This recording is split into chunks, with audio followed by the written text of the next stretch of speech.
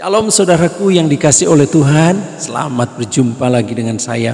Pada kesempatan ini saya akan menyampaikan ayat firman Tuhan kepada kita di dalam Ayub pasal yang ke-5 ayat 22 ayat 2 berkata, sesungguhnya orang bodoh dibunuh oleh sakit hati dan orang bebal dimatikan oleh iri hati.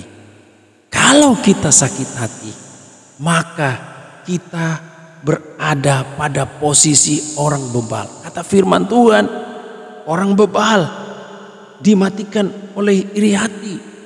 Jadi ketika kita sakit hati, maka kita dikategorikan oleh firman Tuhan sebagai orang bebal. Artinya orang bebal, orang yang keras hati. Dan kalau kita sakit hati, kita disebut dengan orang bodoh. Jadi tidak memandang dia hamba Tuhan, tidak memandang pelayan Tuhan, tidak memandang jemaat, tidak memandang penatua majelis. Tapi kalau dia sudah sakit hati, maka dia akan disebut dengan orang bodoh. Nah, bagaimana untuk kita bisa menjadi orang yang benar, bukan orang bodoh? Adalah caranya kita serahkan sakit hati kita. Kita datang kepada Tuhan, ampuni orang yang menyakiti hati kita, ampuni orang yang berbuat salah kepada kita. Ampuni dia, datang kepada Tuhan dan mengampuni orang yang bersalah kepada kita. Jangan dendam, jangan menyimpan dalam hati. Kalau kita simpan dalam hati, itu akan membuahkan dosa. Bahkan kita bisa membunuh, bahkan kita bisa memaki dia. Kita merencanakan sesuatu hal yang jahat. Ini yang terjadi dengan apa yang dilakukan oleh saudara Christian R. Tobing itu, di mana dia bisa merencanakan pembunuhan kepada rekan sekerjanya. Padahal dia dulu dikatakan sebagai mantan hamba Tuhan. Kok bisa seperti itu? Kok bisa? Karena apa? Karena dia menyimpan sakit hati. Sakit hati terjadi karena apa? Karena perkataan dari mungkin temannya, perlakuan daripada orang lain kepada dia yang tidak menyenangkan hatinya sehingga dia tersakiti. Dan kalau dia sakit hati, maka dia bisa melakukan hal-hal yang tidak berkenan kepada Tuhan.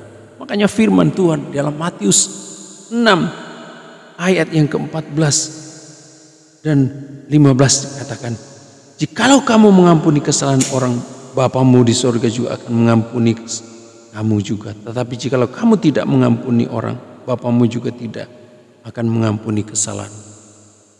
Jadi ketika kita mau belajar mengampuni orang yang menyakiti hati, maka Tuhan akan mengampuni kita juga. Tapi kalau kita tidak mengampuni, masih ada sakit hati, maka ada dosa yang di dalam diri kita. Ada sesuatu yang bergejolak dalam diri kita.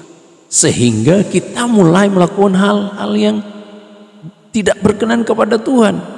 Bahkan di dalam Alkitab pernah mencatat Kain membunuh Habil karena dia sakit hati. Sakit hati kepada siapa? Kepada Tuhan yang tidak menerima persembahannya. Kepada siapa? Kepada Habil. Habil itu diterima sedangkan dia tidak. Dia sakit hati. Ada kecemburuan. Kok bisa? Akhirnya dia bisa membunuh. Makanya Bapak Ibu Saudara sekalian, jikalau kita terjerat dengan sakit hati, cepat-cepat untuk kita mengampuni. Cepat-cepat kita untuk selesaikan kepada Tuhan. Kenapa? Kalau kita tidak selesaikan itu di hadapan Tuhan, maka itu akan berbuntut panjang. Dosa akan mengintip sama seperti Kain. Firman Tuhan berkata kepada Kain, janganlah, dosa telah mengintipmu. Tapi dia tidak mau mengindahkan firman Tuhan. Dia mau menuruti sakit hatinya. Dia berkata sakit hati saya harus dibalas. Demikian juga yang terjadi kepada saudara kita ini yang membunuh temannya itu. Dia mengikuti hatinya untuk dia menghabisi nyawa temannya itu. Akhirnya terjadilah pembunuhan. Bapak Ibu Saudara sekalian, ketika kita sakit hati, cepat selesaikan itu di hadapan Tuhan. Bahkan di hadapan manusia. Kalau kita memang ada sesuatu menyimpan, kita datangi. Katakan kepada dia, bro, sis, kemarin engkau melakukan seperti ini, aku kesel loh. Lalu ngomong dengan baik-baik, ngomong dengan terbuka. dan sampaikan itu kepada dia. Minta maaf kalau salah, saling memaafkan satu dengan yang lain. Itu yang bisa membuat kita ini bisa terbebas dari sakit hati yang bisa membuat kita mengalami suatu hal yang jahat. Ingat, kalau kita terus mengikuti sakit hati, iblis akan terus menghantui kita, dosa akan terus menghantui kita.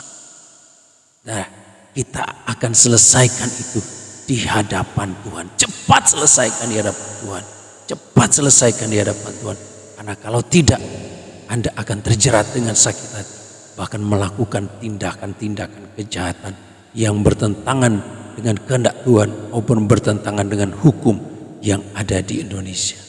Puji nama Tuhan, kiranya perenungan firman Tuhan ini bisa memberkati kita. Tuhan Yesus memberkati.